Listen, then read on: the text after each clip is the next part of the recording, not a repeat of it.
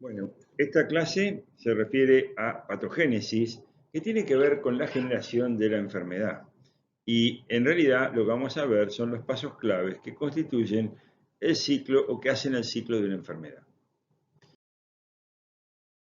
Los objetivos de la clase son ver cómo se genera la enfermedad, determinar exactamente cuáles son las fuentes de inóculo, elemento clave, establecer las etapas o ciclos del patógeno y la enfermedad.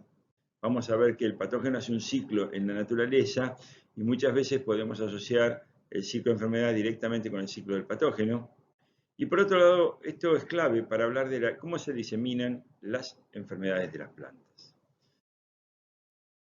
Bueno, esto ya lo vimos, enfermedades de plantas son procesos infecciosos o son parasitismos. Bueno, algunos hablan de que las patologías son parasitismos. En realidad no todas son así porque algunas matan a la planta y un parásito nunca mata a su hospedante. Pero la patogenicidad es la capacidad de un organismo para provocar enfermedad. Y esta es la diferencia entre un parásito y un patógeno. El patógeno en realidad provoca enfermedad en la planta. El parasitismo es la capacidad de un organismo para nutrirse de su hospedante sin alterarle funciones esenciales. Bueno, aquí tenemos los agentes causales de las enfermedades de las plantas y tenemos a los hongos, las bacterias, los molicutes, que son bacterias sin pared, los viroides, que son virus es material genético desnudo, los virus, que ya los conocían ustedes, los protozoos, que son organismos evolutivamente intermedios entre las células vegetales y los animales, y nemátodos, que no van a ser nuestro eje, ya que los ven en zoología.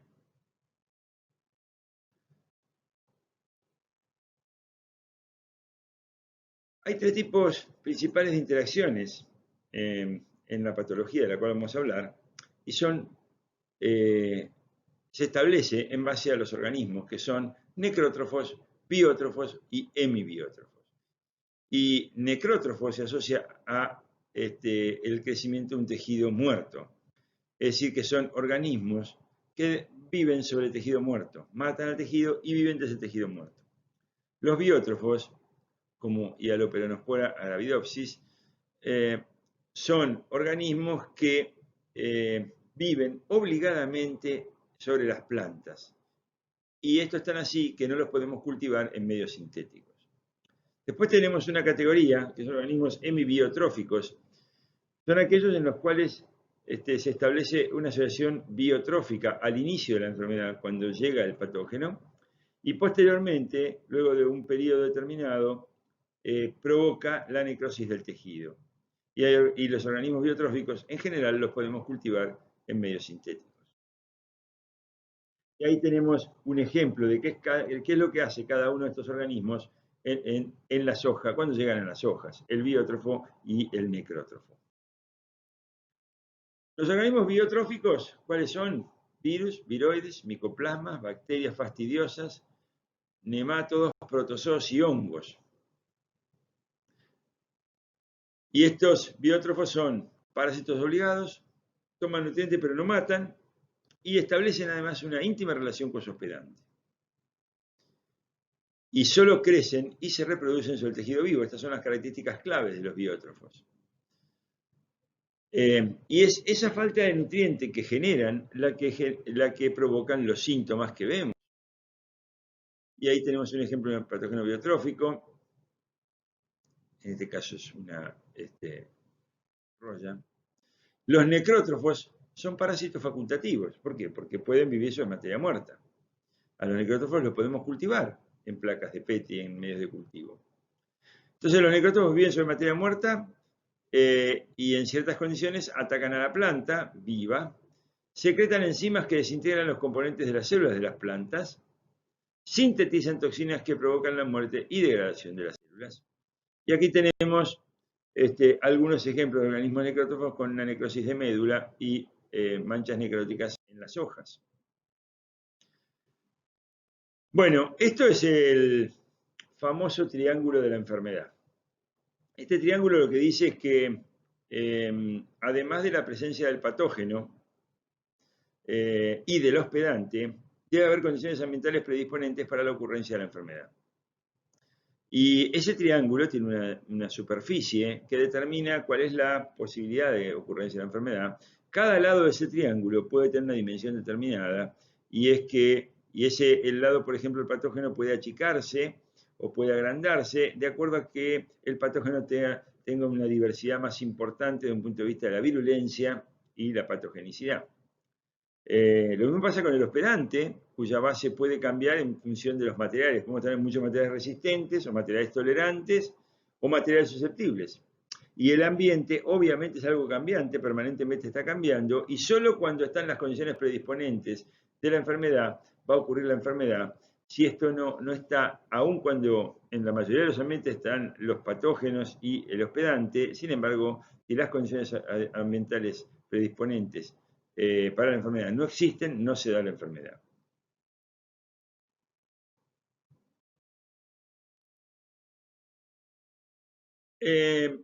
Bueno, ¿cuáles son los estados de desarrollo de la enfermedad? De la enfermedad? Los vamos a ver ahora. Es obviamente un ciclo y partimos del inóculo primario, luego pasamos a que ese inóculo se disemine y el inóculo primario es la clave. Ese inóculo primario que llega se disemina por el cultivo, se adhiere a las plantas, penetra a las plantas, reconoce al hospedante, infecta a la planta, luego invade y coloniza a la planta, los tejidos de la planta, y una vez que pasa esto, luego de esto, crece y se reproduce el patógeno, y esto es clave para que finalmente aparezcan los síntomas. ¿Y los síntomas entonces qué son? El resultado de que invadieron, colonizaron el tejido, el hongo saca muchos nutrientes y elementos para reproducirse y crecer, y entonces aparecen los síntomas. Y a partir de ese momento, en realidad, de los síntomas pueden desarrollar signos y que son los que van a liberar esporas asexuales para nuevamente cerrar ese ciclo, como se ve aquí en esta línea amarilla, que esas esporas asexuales van a caer sobre las plantas, van a adherirse, a penetrar y van a hacer nuevamente el ciclo, un ciclo más corto y por lo tanto más rápido, típico de las enfermedades policíclicas. Luego el desarrollo de los síntomas, aparecen la producción de estructuras de supervivencia. En general, las estructuras de supervivencia son las esporas sexuales. Y por último, está ese periodo de dormancia que suelen tener las esporas sexuales, periodo que puede ser de una duración variable, a veces no existir, pero que hace a la supervivencia de la enfermedad o a la perduración de la enfermedad en el tiempo. Inóculo primario, esta es la clave, no tenemos que no tenemos que tener este factor, y cuando decimos inóculo primario es que la enfermedad no está. ¿Y cómo la ingresamos a la enfermedad? A través del inóculo primario. Justamente por eso esto toma una importancia clave en el manejo y control de las enfermedades. Enfermedades que no se encuentran presentes debemos evitar que lleguen, y ya vamos a ver de qué manera pueden llegar ese inóculo primario. Luego de su llegada, se disemina el inóculo primario en el cultivo. ¿Y se disemina cómo? Bueno, porque los propágulos es una unidad de inóculo. El propágulo es una unidad de inóculo. Esto es distinto para cada agente patógeno. El inóculo entonces es una estructura del patógeno que se introduce al sistema de cultivo. En este caso, en el caso de un hongo sería una espora. En el caso de una bacteria sería una célula bacteriana. En el caso de un virus sería una partícula viral.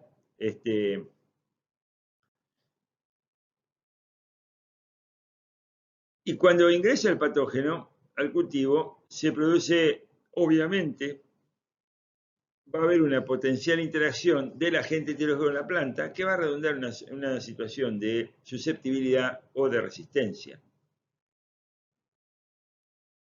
Y aquí tenemos esporas del hongo germinando. Acá tenemos bacterias cerca de un estoma.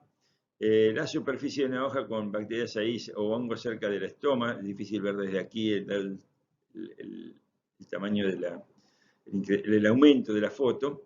Y acá tenemos algunas esporas fúngicas también que llegan a la superficie de las plantas como inóculo primario. Entonces, el inóculo primario es el propágulo responsable de la génesis de la enfermedad. ¿Puede provenir de la estación anterior? Sí, puede provenir, obviamente. Y esto en realidad hace que sea clave la supervivencia de ese inóculo.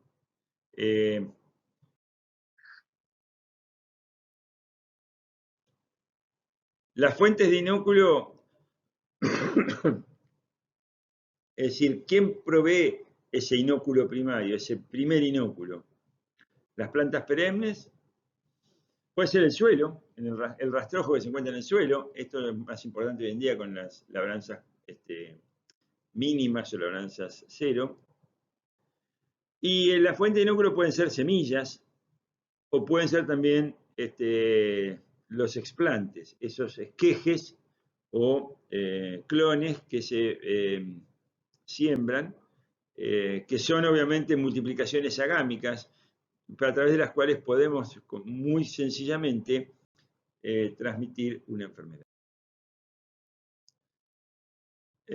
Las fuentes de inóculo y dónde se producen los propágulos de los agentes patógenos en la superficie de las plantas. Y ahí podemos, en la superficie de las plantas, pueden ser proveedoras de virus, de hongos y de bacterias. Los tejidos de las plantas, por supuesto. Y en los tejidos de las plantas vamos a encontrar virus, viroides, que son material genético desnudo. Bacterias fastidiosas, que son bacterias que viven solo dentro de los tejidos de las plantas o en los vasos. Los molicutes, que son bacterias sin pared y por eso viven dentro intercelularmente o digamos, estrechamente con las células de la planta, eventualmente protozoos. Los vectores son otros, que son los insectos, son también organismos que pueden dispersar o hacer llegar ese inóculo primario para que se inicie la enfermedad en el cultivo. Y acá tenemos algunos ejemplos de propágulos de hongos, que son obviamente esporas sexuales y asexuales. En las bacterias son las células bacterianas el propágulo. En el virus son las partículas, el virión, que es una partícula viral. Y la diseminación de los patógenos es clave. Hay esporas o células con flagelos que se van a dispersar fundamentalmente con el agua. Y en este caso hablamos de zoosporas que producen los pseudohongos, que producen los mildiu, por ejemplo. Y las bacterias también producen esporas flageladas y son también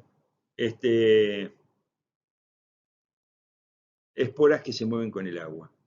En cualquier caso, la dispersión es clave y es típica de estas enfermedades, de manera tal que si nosotros pensamos que se va a difundir con el agua, va a ser un tipo de... El crecimiento de esta enfermedad va a estar en relación directa a la escorrentía de agua, con lo cual esta diseminación de la enfermedad va a ser acotada en el espacio en que puede desplazarse esa agua. Y ahí tenemos fotos de esporas flageladas y bacterias flageladas. Esto le da, entonces, como dijimos, por un lado, esta dispersión tiene que ver con hay algo típico, es la distancia en que se dispersa en base a estas esporas, es corta, no van a ser distancias muy largas. Y por otro lado, la energía es clave, porque va a haber un gasto de energía para movilizarse. Y acá tenemos algunas esporas también, bueno, por insectos. La diseminación por insectos, estos son los vectores, los famosos vectores, y aquí tenemos los áfidos, las moscas blancas y las langostas. Todos ellos pueden dispersar microorganismos. La langosta dispersa molicutes, bacterias fastidiosas y protozoos. Y esa diseminación facilitada o dependiente de insectos va a depender del tipo de insecto, de la relación insecto-patógeno y de las condiciones ambientales. La diseminación, además, se puede producir por medio del polen. El polen puede tener virus y de esta manera una planta enferma puede dispersar un virus o también la semilla puede llevar un virus. La semilla es una fuente portadora de virus, también de bacterias eventualmente. Y como decíamos, ¿no? Los explantes, los patógenos pueden también estar en explantes, semillas, y los viveros son otra fuente importante de dispersión de enfermedades. Entonces, la diseminación es por material vivo, que pueden ser explantes o semilla, y acá tenemos que tener especial cuidado con la semilla, y los viveros, que son lugares donde se generan las plántulas, y de allí se puede hacer una gran dispersión de enfermedades.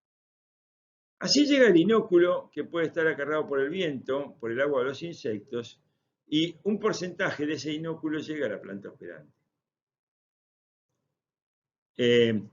Sabemos que hay quimiotaxis del inóculo, esto es que el inóculo es atraído o repelido por sustancias que producen las plantas, de manera tal que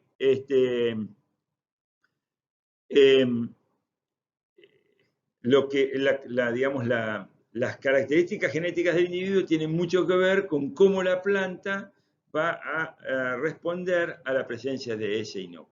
La adhesión.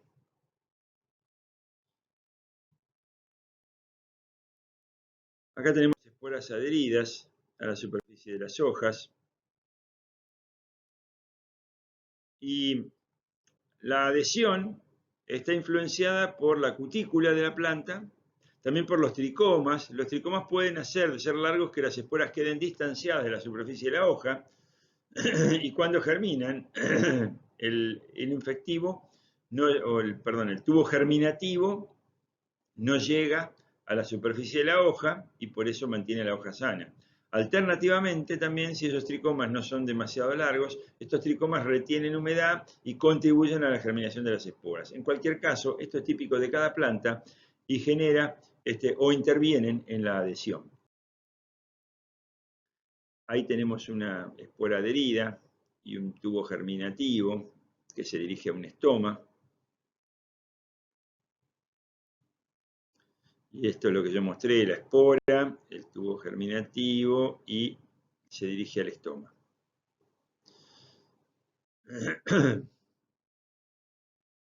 Los propágulos de la enfermedad,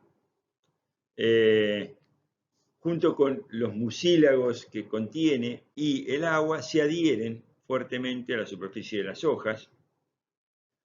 Esos mucílagos tienen sustancias polisacarídicas, así energéticas, glicoproteínas, lípidos y material fibrilar. Y eso es un proceso activo. Las esporas además liberan cutinasa. Las cutinasas degradan la pared de la célula, de la planta, y los monómeros de la cutina lo que hacen es, en realidad, indicarle a la espora de que está siendo exitosa en la degradación, y entonces se induce la síntesis de una mayor cantidad de cutinasa, con lo cual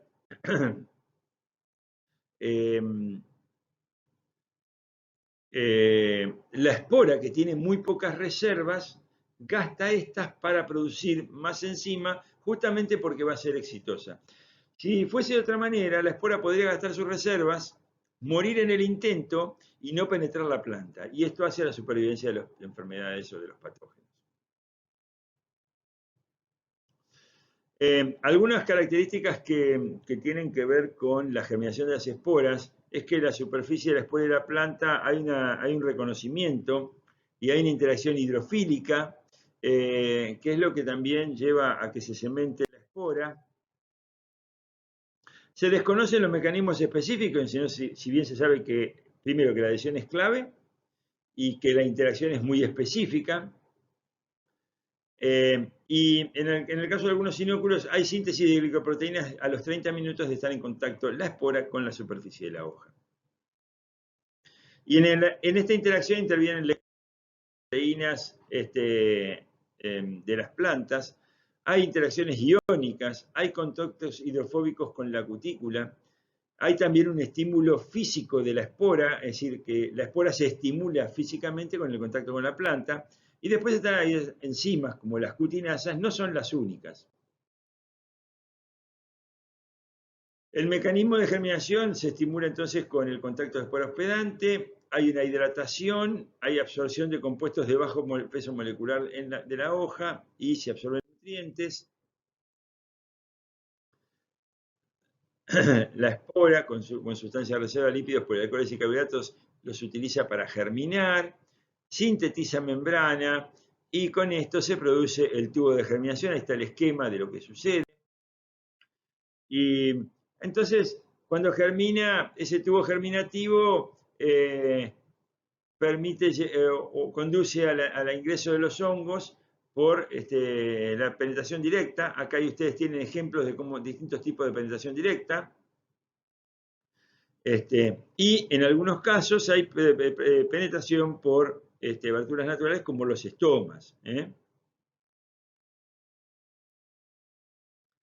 Entonces, la espora genera un tubo germinativo y es una estructura diferente al micelio que crece a corta distancia y luego se diferencia en apresorio. Como dijimos antes, el tubo germinativo percibe el estímulo del hospedante y luego diferencia en apresorio. El tubo entonces lo que hace es detecta la dureza de la superficie del hospedante, detecta contactos hidrofóbicos, detecta la topografía de la superficie de las hojas y también detecta señales que emite la planta o que son señales de la planta, son compuestos liberados por la planta que son señales para el tubo germinativo y su direccionamiento. Bueno, ahí tiene un esquema de ustedes de cómo es el direccionamiento o la percepción de señales entre un patógeno y las células de la planta y todas las cosas que ocurren, ¿no? Entonces las esporas germinan, desarrollan micelio y crecen en el hospedante, genera un tubo corto y este tubo corto puede en definitiva generar un austorio. Para la germinación de las esporas, obviamente, como dijimos previamente cuando hablamos del triángulo de enfermedad, debe haber condiciones ambientales predisponentes, que son básicamente temperatura y humedad fundamentalmente. Además también debe haber condiciones fisiológicas claves, como es que las esporas estén viables. Y hoy hablamos que había un periodo de latencia en algunas esporas que básicamente hacen a un periodo en el cual se degradan algunos inhibidores que previenen la germinación de las esporas. Y esto tiene que ver entonces con la presencia de esporas latentes o en dormición que hacen que, aun cuando las condiciones estén predisponentes, no aparezca la enfermedad. Acá tenemos algunos factores que afectan la germinación de esporas, los nutrientes disponibles sobre la superficie de las hojas, los compuestos específicos que libera el hospedante, y después hay inhibidores, ¿no? Que liberan. Hay inhibidores dentro de la planta, es decir, compuestos propios de la planta, que son inhibidores de la germinación de esporas. Hay compuestos de las mismas esporas que hacen a la latencia de las esporas. La misma concentración de esporas a veces es contraproducente. Las esporas sensan, se ha determinado que hay un consensing, esto es una detección de la cantidad de esporas, y la cantidad de esporas se está censando y en función de esto es posible que se inhiba la germinación de las mismas. Y además también hay una flora saprofítica que puede estar de alguna manera compitiendo con las esporas para su germinación. Evidentemente el tubo germinativo ya es distinto de la espora y ese tubo germinativo crece. Su crecimiento, sin embargo, es afectado por una serie de factores, como ser la temperatura, la humedad, los exudados de la planta y la microflora saprofítica, todo altera el crecimiento del tubo germinativo. Y también el número de esporas germinadas interviene en el crecimiento del tubo, o afecta el tubo germinativo, o el crecimiento del tubo germinativo. La tasa del crecimiento del tubo es distinta de acuerdo al patógeno. Y también otros factores que modifican el crecimiento del tubo germinativo es la movilidad de las esporas, ¿no? Y esto vamos a ver que algunos hongos ingresan exclusivamente por estomas, hay otros que lo hacen por penetración directa por la cutícula, pero en definitiva hay una diversidad importante. La penetración, la etapa de penetración. Bueno, hay patógenos que están confinados a los tejidos de las plantas. Estos son molicutes, que son bacterias sin pared. Las bacterias fastidiosas, que son bacterias que le decimos de esta manera porque son difíciles de cultivar. Hay bacterias comunes también, que viven dentro en los espacios intracelulares. Hay protozoos y hay virus. Están confinados a los tejidos de las plantas y que ingresan, en general, a estas células por vía de vectores. Vía de vectores ingresan entonces los molicutes, las bacterias fastidiosas, protozoos y virus. Los virus no viven fuera de los hospedantes, son de alguna manera, digamos, agentes obligados dentro de los hospedantes. Y estos ambientes donde ingresan es el citoplasma, si se rodea el citoplasma, membranas citoplasmáticas y pared. Y nunca los organismos traspasan la pared, porque es algo grande, no puede pasar la pared alegremente, de manera tal que siempre hay una separación funcional, por decirlo de alguna manera, que mantiene la identidad de los organismos. Bueno, la penetración puede ser por heridas, como por heridas ingresan las bacterias, algunos hongos, los virus ingresan por heridas y los viroides, todos los viroides ingresan por heridas. Y hay que decir que si bien las bacterias ingresan por heridas, con frecuencia las bacterias ingresan por aberturas naturales también, con más frecuencia diría yo, pero también pueden ingresar por heridas, que quede claro. Después hay patógenos que ingresan solo por las heridas provocadas por vectores, es decir, son vector dependientes, y son fundamentalmente los virus, los molicutes, hay bacterias fastidiosas y algunos protozoos también. Y por otro lado, los hongos y las bacterias, entonces, pueden ingresar también por tejido lacerado o muerto, y obviamente por aberturas naturales. En cuanto a las bacterias y hongos, ¿dónde se multiplican?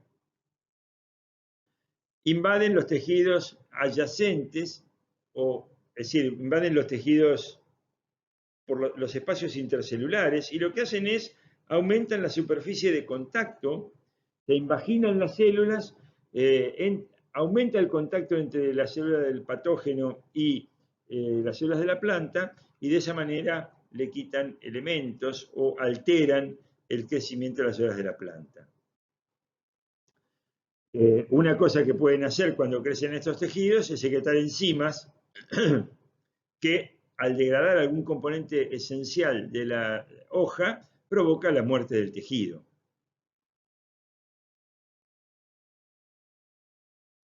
Y la penetración por aberturas naturales, que pueden ser estomas, puede ser alguna herida que se genera en la planta como resultado de algún crecimiento, puede ser la emergencia de una raíz secundaria en la raíz.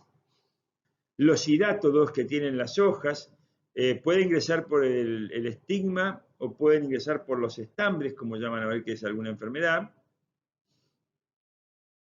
por los nectarios también, Y en definitiva, ¿quiénes ingresan? Las bacterias y los hongos. También las lenticelas son una apertura natural por donde pueden ingresar patógenos. Nuevamente ahí tienen ustedes cómo los distintos tipos de penetración, la directa, a través de aberturas naturales, y en realidad la penetración directa de la pared celular se produce, o significa que el hongo va a degradar la cutícula, va a perforarla y va a ingresar al tejido.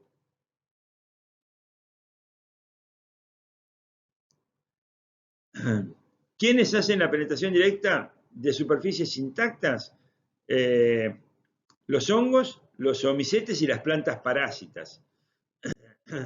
Y aquí tenemos una penetración directa, una espora con el tubo germinativo, penetrando en forma directa el tejido de una hoja. Fíjense que ahí no hay un estoma, ni nada por el estilo, y las tres esporas dicen lo mismo. Bueno, los parásitos obligados utilizan el PEG de penetración para, como redundante, penetrar la planta. Acá tienen ustedes una célula de un hongo, acá tienen el PEG comenzando el desarrollo, esta es la pared, y ustedes ven acá como el PEG está más crecido, está penetrando la pared, esto lo hace con fuerza, y de este lado está la célula del hongo, el PEG que penetró, y acá está el círculo o la superficie de contacto que establece el hongo con el interior de la célula. Y acá tenemos lo mismo, un PEG de un lado, el pasaje a través de la pared, acá tenemos la célula del hongo, y acá lo que vemos es que aumenta la superficie de contacto con el citoplasma, de esta manera le consume los nutrientes con mayor eficiencia a la célula, llegan a más nutrientes. Obviamente que, dependiendo de la patología, los hongos pueden ubicarse en distintos lugares y allí encontramos en los espacios intercelulares, encontramos subcuticularmente, pueden crecer, dentro de los vasos, es decir, vamos a encontrar distintos tipos de ubicación. El apresorio es una pieza clave en la penetración. Ustedes acá ven un apresorio con la base ensanchada. El apresorio es una deformación que ocurre en el ápice del tubo germinativo que permite adherirse a la superficie de la hoja al tubo germinativo, secreta enzimas que degradan la superficie de la hoja y por otro lado genera una fuerza física que le permite penetrar la planta. Y es clave en la penetración. Acá tiene un esquema del apresorio para que lo analicen. El apresorio utiliza lípidos, polisacáridos y proteínas, es decir, son elementos de reserva, obviamente, son elementos claves para que ese apresorio cumpla la función clave que tiene en la penetración. Además de eso, los apresorios tienen melanina, y la melanina aparentemente cumpliría un rol clave en la penetración porque estaría vinculada a la generación de fuerza física.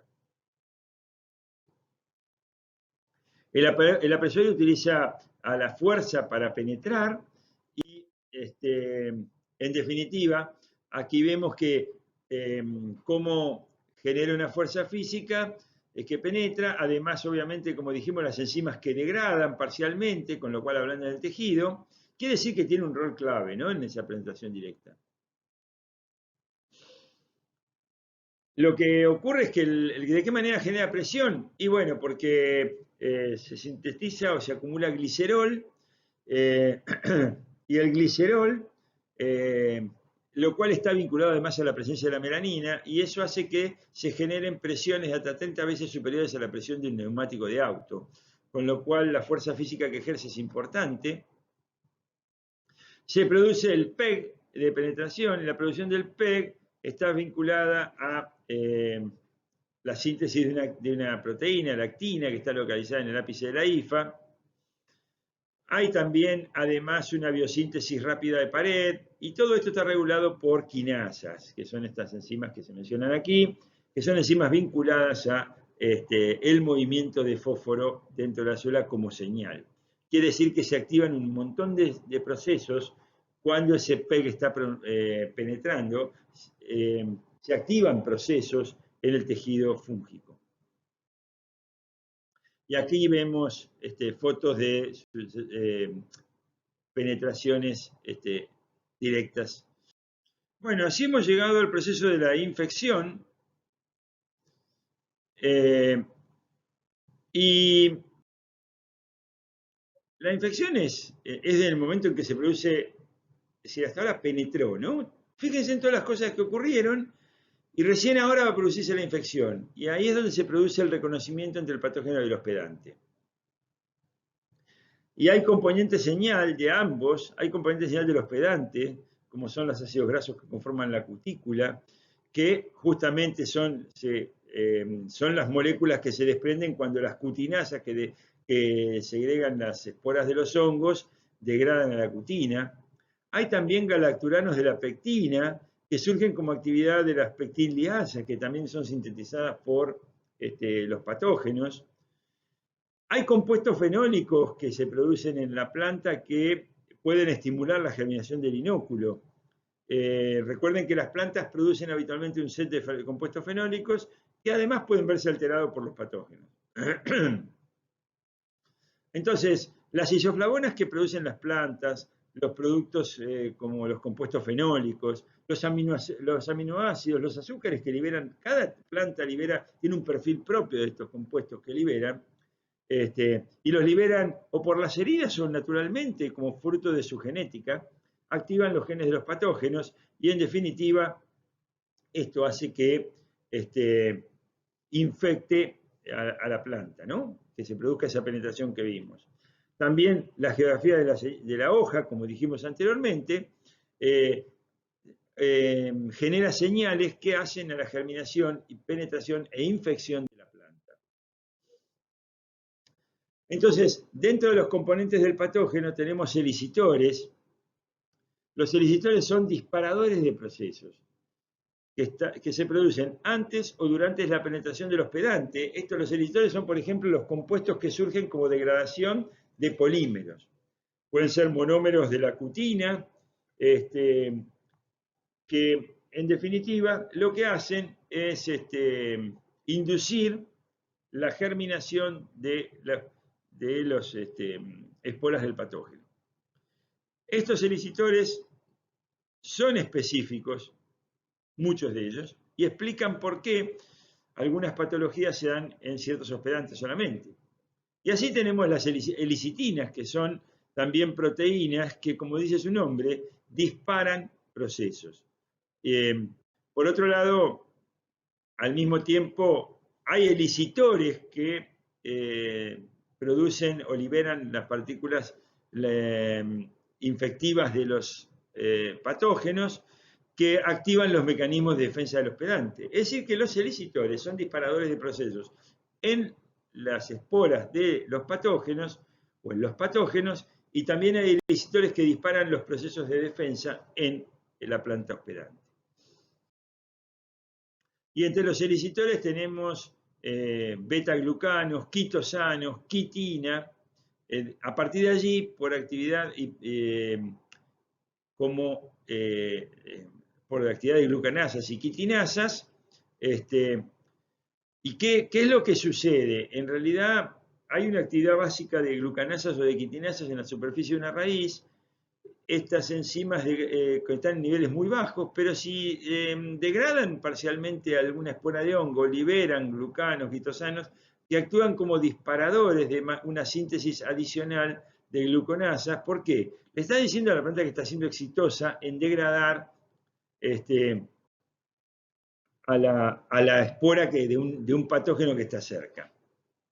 Otra proteína que también actúa como elicitora de respuesta son Harpin. Harpin es una proteína que produce pseudomonas, por ejemplo, y esa proteína hace que en la planta se activen los procesos de defensa contra las bacterias. Además de eso, también hay péptidos, hay carbohidratos y hay fitoalexinas, todas las cuales inducen respuestas específicas. Y los elicitores, en general, lo que hacen es disparan mecanismos de defensa en la planta, y en el caso de las esporas de los patógenos, los elicitores disparan los procesos de germinación de las mismas.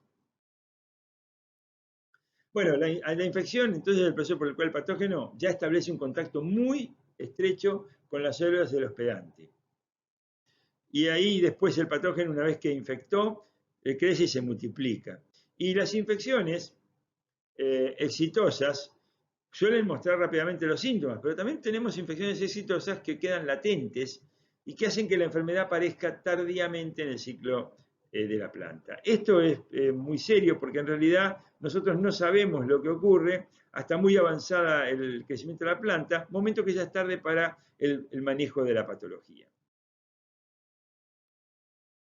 El tiempo clave es el tiempo entre la infección y la aparición de los síntomas. Y a este tiempo que transcurre entre que la... Y cuando digo esto es, ¿cuándo es el momento de infección? En realidad lo que vimos es que todo lo que tiene que ocurrir para que se produzca la infección es la llegada del inóculo primario, adhesión,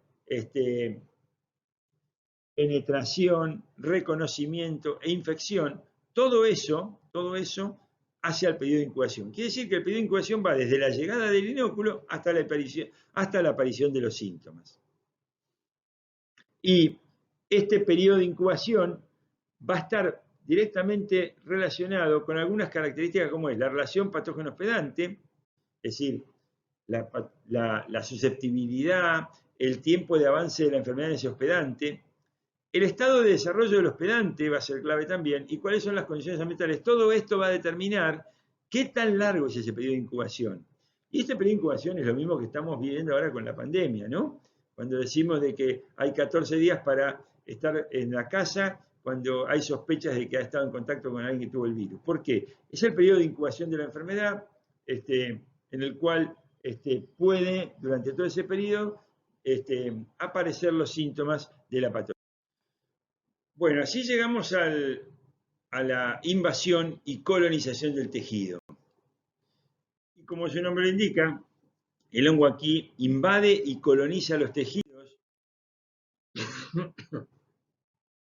Y el hongo produce micelio intercelular, es decir, puede crecer en los espacios intercelulares, pero también puede crecer dentro de la célula, pero no, digamos, no ingresa a la célula, sino que produce invaginaciones y aumenta la superficie de contacto con las células, manteniendo la separación a través de membranas, pero esto lo que genera es un aumento de la superficie de contacto, con lo cual parasita a la célula del hospedante. Los virus, los viroides, los molicutes viven o se transmiten de célula a célula y viven dentro de la célula, y vamos a ver que los virus los vamos a poder ver. Acá son fotos que no son muy claras, acá vemos cómo pasan a través de la pared de una célula, acá tenemos a los molicutes, y hay muchos ejemplos de esto. En cualquier caso, las bacterias fastidiosas son un poco distintas en el sentido que fundamentalmente se ubican en los vasos y no están dentro de las células propiamente dichas.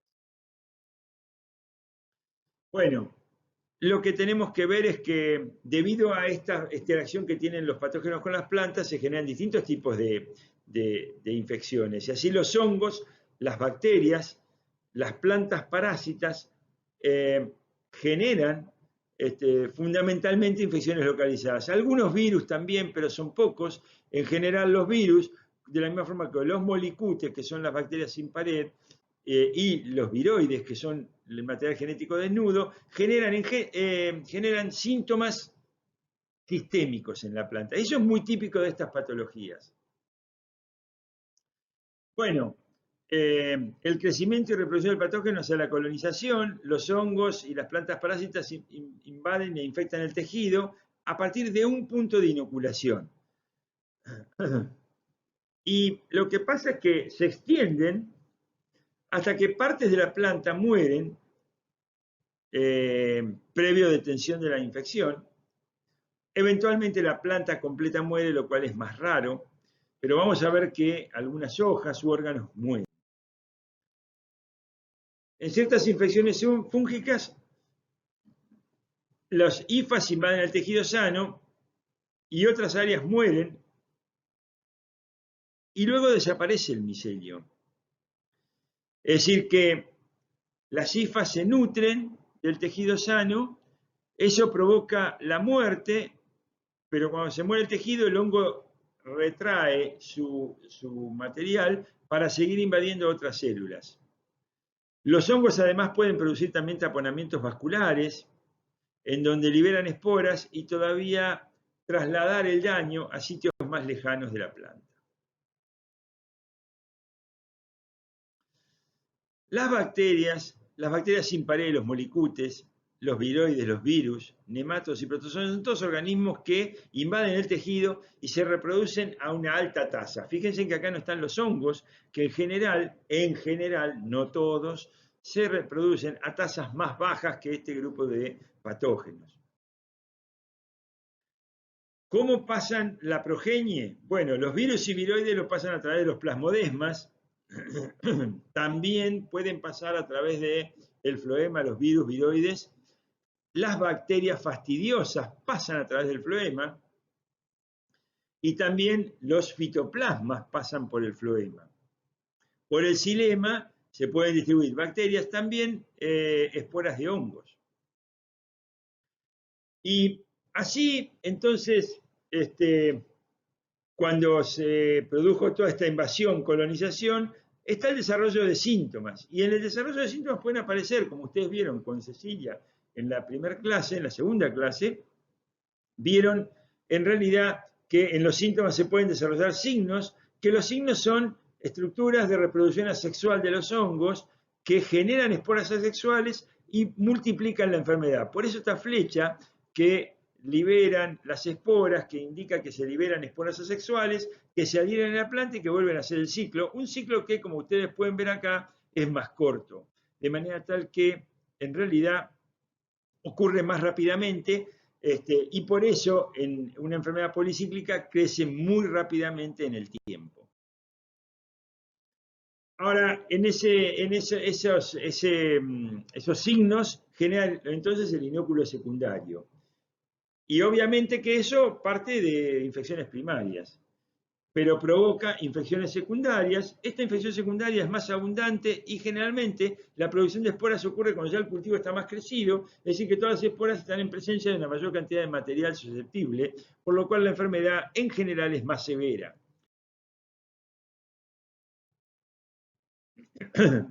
Bueno, en cuanto a cómo avanza la patogénesis de la planta, tiene que ver con cómo se reproducen estos agentes patógenos. Y tenemos que los hongos se reproducen por mitosporas asexuales y por meiosporas sexuales. Es decir, que tenemos reproducción sexual y asexual. En general, la reproducción sexual es